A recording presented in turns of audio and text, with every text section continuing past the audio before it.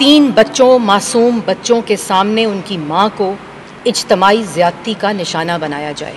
उसके ऊपर जुल्म के जो मुहाफिज हैं, जो हिफाजत करने वाले हैं, जो कानून नाफिज करने वाले इदारे हैं, CCPO जो कि चीफ लाहौर पुलिस होता है, वो कहता है कि मैं हैरान हूं कि रात को औरत बाहर क्यों निकली।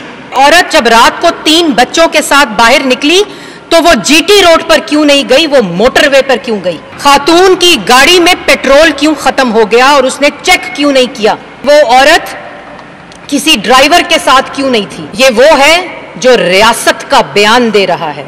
वो हैरान इस बात पर नहीं है कि एक औरत दुहाई देती रही और उसका कोई पूछने वाला वहां पहुंच नहीं सका।